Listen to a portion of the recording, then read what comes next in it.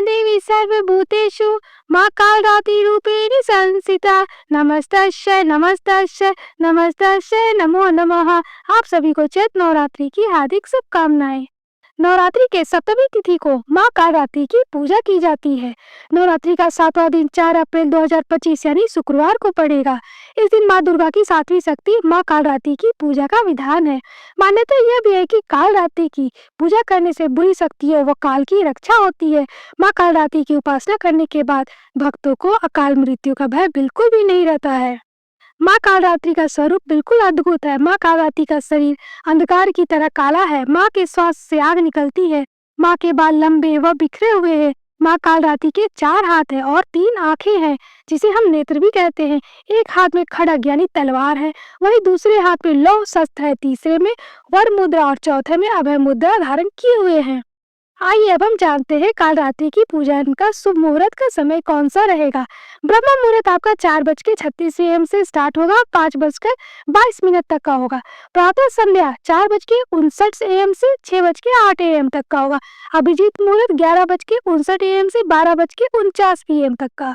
विजय मुहूर्त 2:30 PM दोपहर 3:20 PM तक का होगा।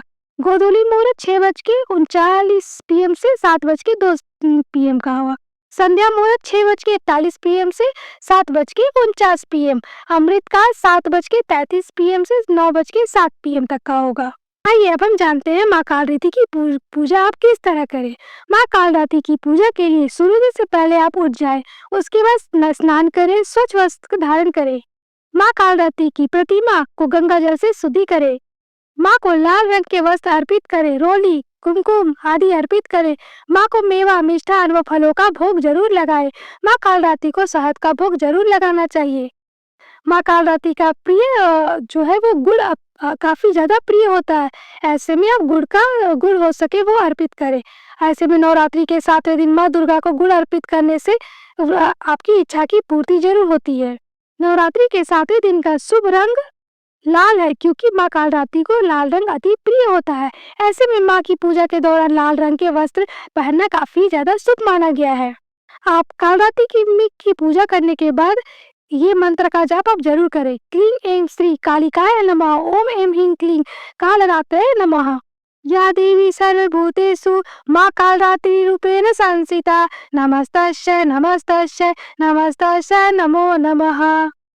माँ कालरात्रि व्रत कथा के बिना अधूरी मानी जाती है माँ कालरात्रि की पूजा, इसीलिए आप कथा का श्रवण जरूर करते।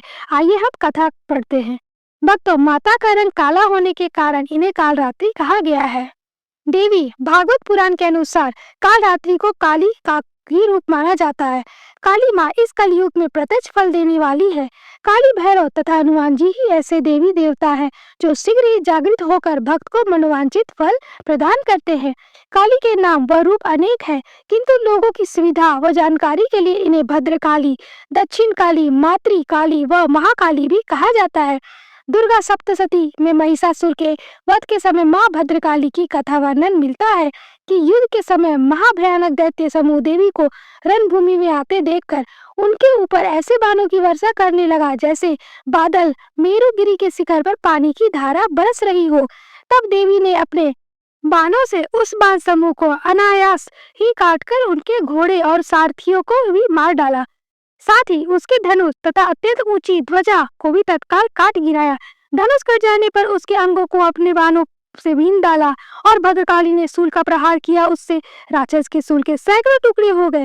वो महादेव प्राणों से हाथ धो बैठा। इस प्रकार महाकाली की व्रत कथा समाप्त होती है। आशा करती हूँ आपको वीडियो अच्छा लगा होगा। अगर अच्छा लगा हो तो कृपया आप लाइक सब्सक्राइब जरूर करें। जय माता दी।